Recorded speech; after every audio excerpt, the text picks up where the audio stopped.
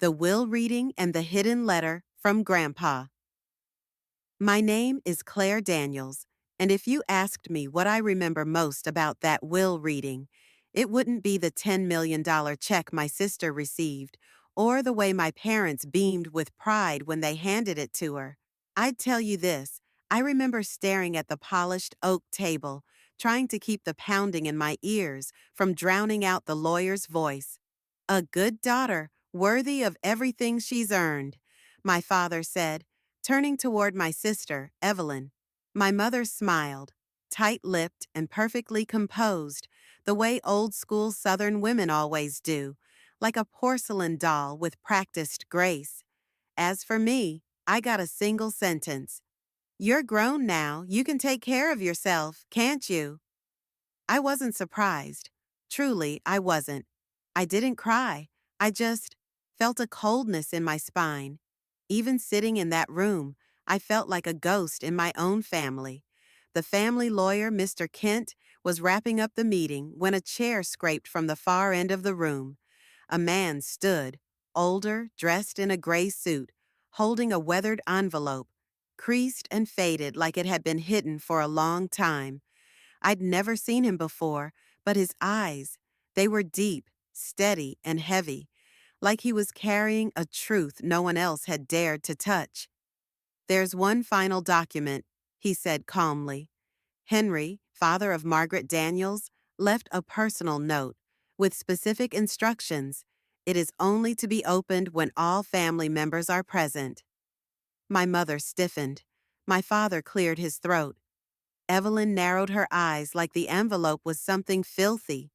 I didn't know why my heart was racing. Part fear, part hope. Hope for what? That Grandpa remembered me? I hadn't been back to Ashwood in over a year. Last time I tried to visit, Evelyn stopped me at the gate and said, "He's resting. Don't bother him." Then came the silence. Life got busy, and I convinced myself maybe I didn't matter that much. But when the stranger read aloud the line, "Only to be opened when all are present," something cracked open inside me. It wasn't anger or sadness. It was something else, something strange and unfamiliar. The feeling that maybe, just maybe, I still existed in his memory. Mr. Kent looked at the man, seeking confirmation. The man gave a subtle nod. "All family members are required to attend a reading at the late Mr. Henry's residence in Ashwood, Oregon, 9 a.m. this Sunday, per his final request." No one said a word. Evelyn looked at our parents as if wanting to protest, but didn't. My father frowned. My mother clutched her purse just a little tighter. And me? I nodded, just once. But it was the firmest nod I'd given in years. Outside the office, the sun was still warm.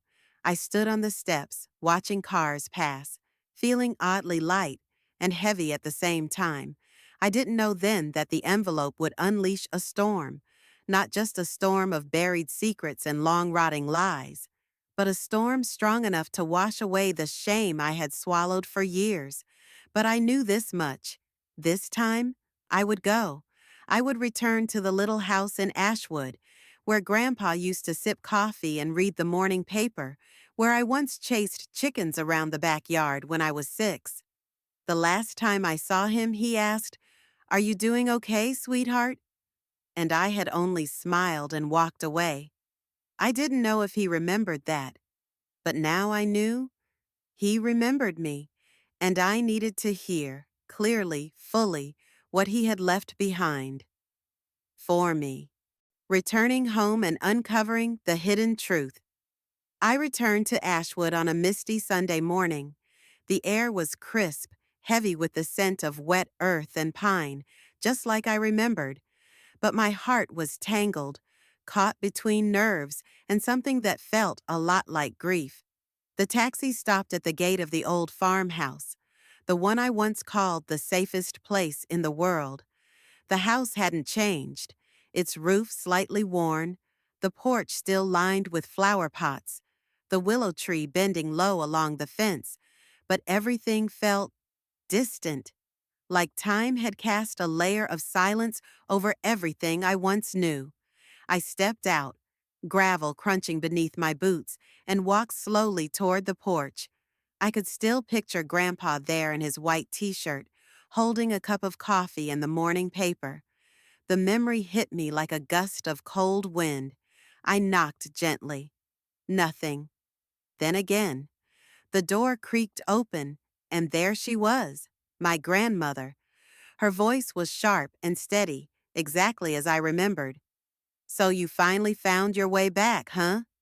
I froze. She didn't cry, didn't hug me, just stood there, arms folded, as stern and composed as the fog rolling off the hills.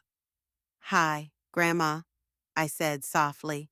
She didn't respond, just stared at me for a long time, then turned and walked inside. I followed. The house was the same crocheted curtains, same wooden rocking chair, same black and white photos hanging near the hallway, but the air felt heavy. "I'm sorry," I whispered. "I didn't know." She turned sharply. "Didn't know?" Her voice cracked. "Then who kept answering Henry's calls and saying you were too busy? Who told him not to bother? Was it you?" I blinked. My chest tightened. I I never got any calls. I swear she studied me like a detective hunting for truth. Then, without a word, she walked into the back room and returned holding a worn leather notebook.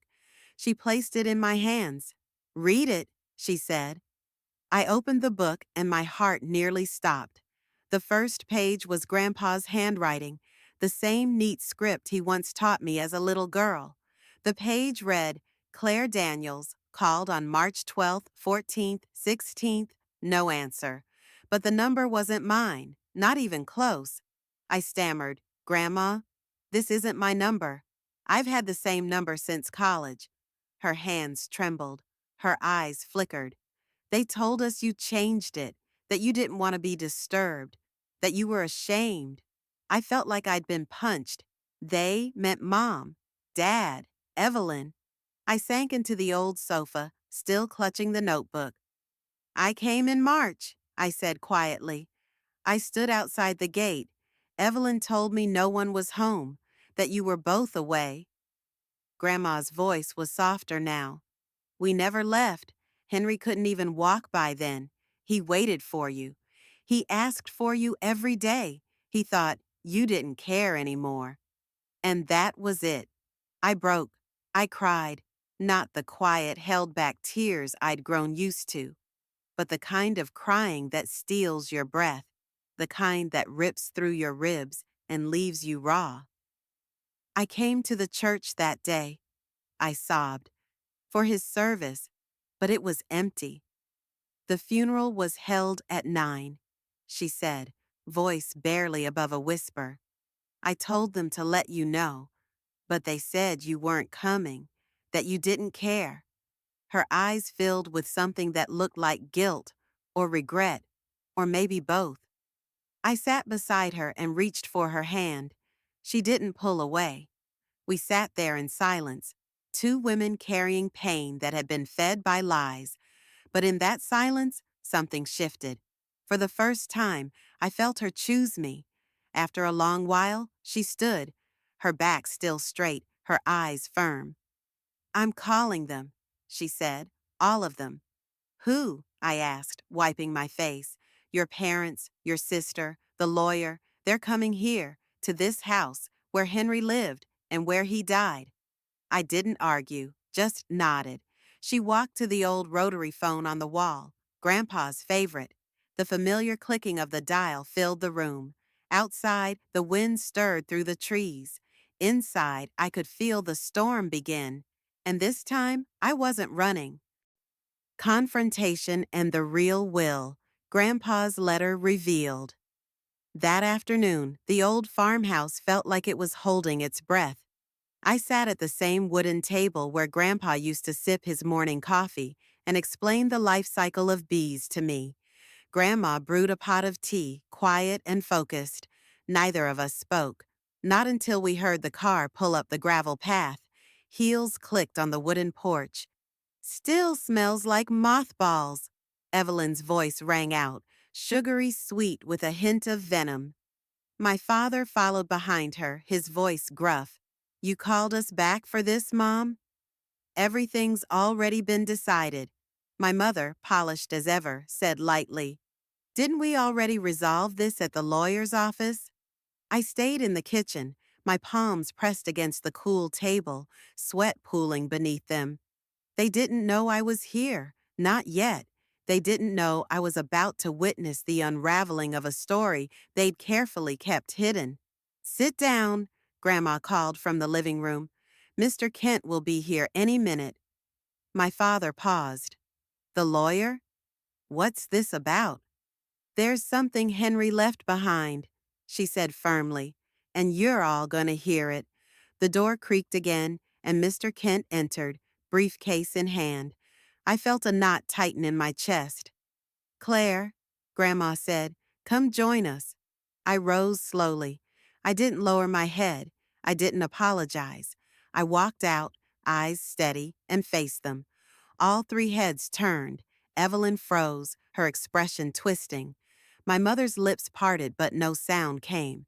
My father adjusted his collar, his nervous tick. Hi, Mom. Dad? Evelyn? I said quietly. No one replied. Evelyn crossed her arms. My mother looked at me like I was an interruption. Grandma pointed to the empty chair. I sat. Mr. Kent placed a thick brown envelope on the table, sealed in red wax. This is the supplemental will of Henry Charles Daniels, signed 1 week before his passing. No one spoke. He unfolded the document and began. All personal assets and property remain with Margaret Daniels, his wife. Grandma nodded, unfazed. To his granddaughter, Claire Daniels, Henry bequeaths the following: the Ashwood Agricultural Research Center, including all equipment, land, project files, accounts, and rights to the EcoBio programs he privately funded over the past 10 years. Silence. My mother exhaled slowly. My father leaned back. Evelyn stood up so fast her chair screeched. What? He left that to her? That's not fair, she shrieked. I was the one who visited him every weekend. I took care of him. You said it would all go to me. Grandma didn't flinch. I stayed quiet.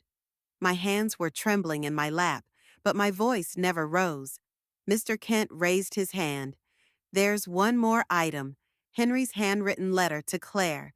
He requested it be read aloud, in full, with the entire family present. Grandma reached into the drawer and pulled out a folded letter, worn, soft at the edges. She handed it to Mr. Kent. He unfolded it carefully and began to read. To my granddaughter Claire, if you're hearing this, then I've already left, but my trust in you hasn't. My throat tightened. You're the only one who ever asked why, when everyone else was asking, what's in it for me? You never needed the spotlight, but you always showed up. And for that, I'm proud. The room was still. I saw you sketching honeycomb patterns when no one was watching. I saw the way your eyes lit up when you talked about soil regeneration and crop rotation, even when your family tuned out. Mr. Kent paused, voice soft. I know you hid your first place science trophy behind your bookshelf because you were afraid your mother wouldn't like it. I know you stayed quiet every time someone praised Evelyn and forgot your name. But you, Claire, you are the one I choose to carry the light forward. I blinked away tears. My hands were gripping the sides of my chair. I can't change the past, but I can give you a place to begin again. No permission needed, no approval required, just go be you. The letter ended. For a moment the room was silent, broken only by the steady creak of the ceiling fan. I cleared my throat. That trophy, it stayed behind my bookshelf for 3 years, I said. You never asked about it, Mom. My mother turned away.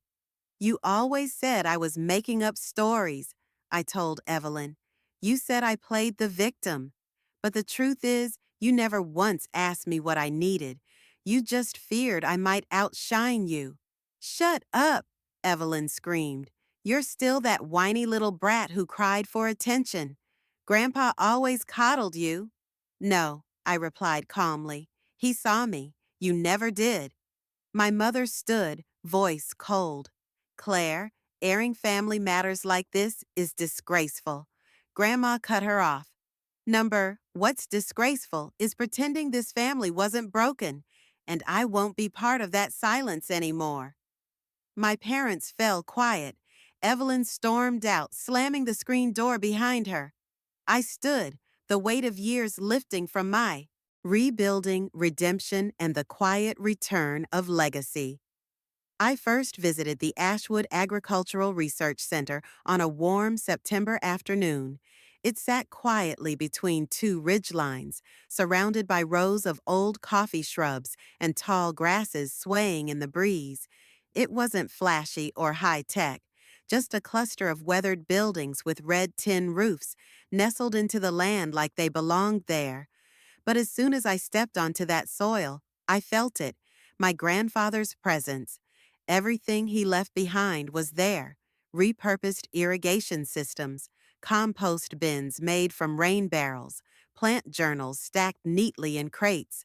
And on the main desk inside the central cabin, I found something I hadn't seen in years: my old leather-bound notebook, the one I thought I lost during my final year at university.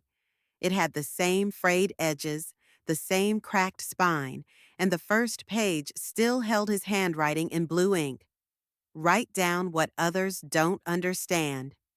One day, the world will. I sat down and rested my hand on that page, and for the first time in years, I felt whole. Not because I had inherited something, but because I no longer had to pretend to be someone I wasn't. 3 months later, I moved into the center full-time with two college friends, Mia and James, people who had always believed that science didn't have to live inside labs or textbooks.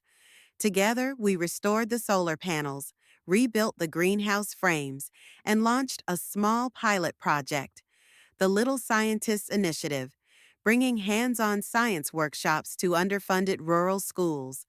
Our first year, we had 10 students. We gave each of them a notebook like mine, with Grandpa's quote on the front page. One of them was a 7th-grade girl named Lily. She barely spoke, always sitting in the back, head down. But by the 3rd week, she began tracking the behavior of bees around her family's orchard. One afternoon, she hesitated before handing me her notebook. "Miss Claire, do you really want to read this?" she asked, voice barely audible. I smiled. "I don't just want to read it. I've been waiting for it." And in that moment, I realized Grandpa had planted a seed in me, and now I was planting one in her. 3 years after the will reading, I received an email. It was from Evelyn. The subject line read, "Would it be okay if I visited the center?" My first instinct was to say no, but I didn't. I said yes. When she arrived, I barely recognized her. No makeup, no heels, just jeans, a plain sweater, and her hair pulled back in a loose bun. She looked around the campus slowly, not saying much. She paused at the aquaponic tanks, ran her fingers across the edges of the greenhouse doors, and stood in front of the children's sketches pinned to the barn walls.